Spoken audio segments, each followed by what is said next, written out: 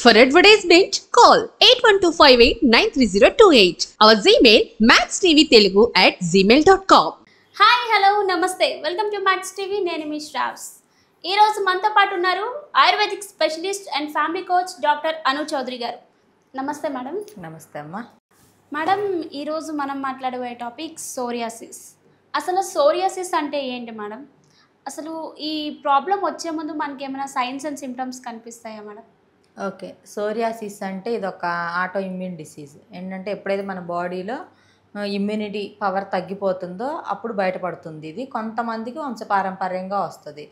And దీన్ని వాతరక్తం అని కూడా అంటారు. మన అచ్చమైన తెలుగు భాషలో, ఆయుర్వేద భాషలో వాతరక్తము లేదా గజచర్మ కుష్ఠం అని కూడా అంటారు. సో ఇదేంటంటే ఎప్పుడైతే మన శరీరంలో ఇమ్యూనిటీ తగ్గిపోతుందో ఆ టైంలో కనిపిస్తే కొంతమందికి వంశపారంపర్యంగా వచ్చే ఛాన్సెస్ ఉంటాయి.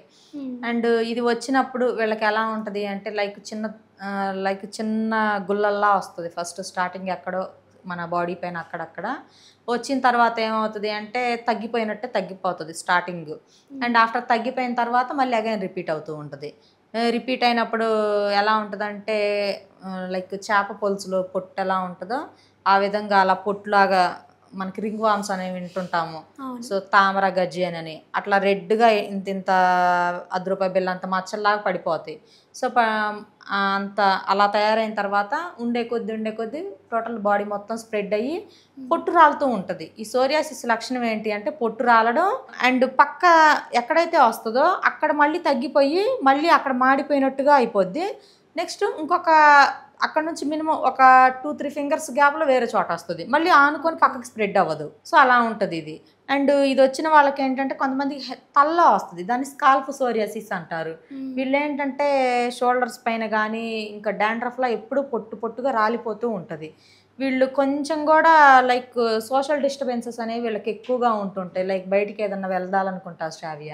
సో వెళ్ళాలనుకున్నప్పుడు కూడా వీళ్ళు ఫ్రీగా వెళ్ళలేరు. ఏంటంటే ఈ డాండ్రఫ్ ఇదంతా రాలుతూ అండ్ వీళ్ళకి ఏంటంటే ఎక్కడైతే ఈ సోరియాసిస్ ఈ మచ్చలు ఈ ఇచ్చింగ్స్ ఇవన్నీ ఉంటాయో బాగా అక్కడ బీభత్సకరమైన దురద వస్తూ ఉంటుంది. ఎప్పుడు గోక్కుంటూనే ఉంటుంటారు. ఫ్రీ అనేది ఉండదు. కొంతమందికి బీభత్సకరమైన మంటలు వస్తూ ఉంటాయి. అండ్ నైట్ నిద్రపోలేరు కొంతమంది. వాళ్ళు ఏంటంటే చాలా మానసికంగా చాలా స్ట్రెస్కి గురవుతుంటారు. లైక్ HIV క్యాన్సర్కి ఎలా అవేంటంటే లోపల ఉండేవి, బయట మనిషిని ఇబ్బంది పెట్టవు. కానీ ఇవేంటంటే మనల్ని ఎక్స్టర్నల్గా ఇబ్బంది పెడుతూ ఉంటాయి బాగా. లైక్ పైనేమో పుండ్లు, లోపలేమో బర్నింగ్ సెన్సేషను.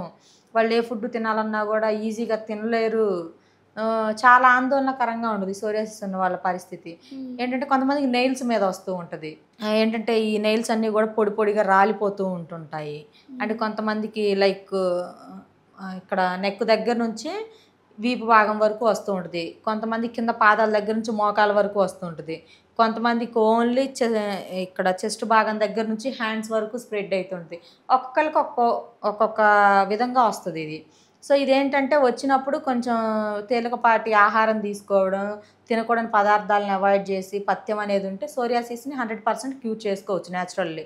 ఇదేమి ఏంటంటే చాలామందికి ఉన్న అపోహ ఏంటంటే సోరియాసిస్కి మందు లేదు, దీన్ని క్యూర్ చేసుకోలేము అని చెప్పి అపోహపడుతుంటారు. లేదు, దీన్ని న్యాచురల్గా క్యూర్ చేసుకోవచ్చు. భయపడాల్సిన పని అయితే లేదు. కాకపోతే పథ్యం ఉండగలిగితే చాలు ఈ జబ్బుకి. ఓకే మేడం, ఈ ప్రాబ్లం ఎక్కువ ఏ ఏజ్ వాళ్ళకి వస్తుంది మేడం? ఓకే, దీనికి ఒక ఏజ్ లిమిట్ అనేది ఏమీ ఉండదు శ్రావ్య. చిన్నపిల్లల దగ్గర నుంచి పెద్దవాళ్ళ వరకు అందరికీ వస్తూ ఉంటుంది ఇది.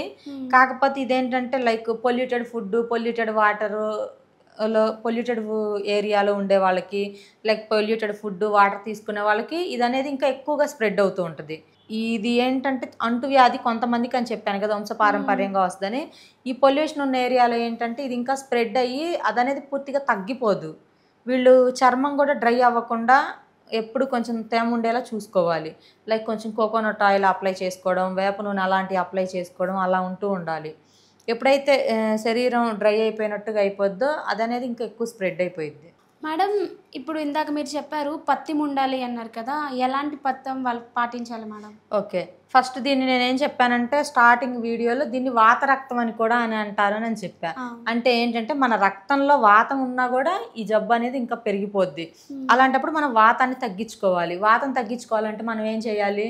లైక్ నాన్ వెజ్ ఐటమ్స్ తినకుండా ఉండాలి ఫస్ట్ ఆఫ్ ఆల్.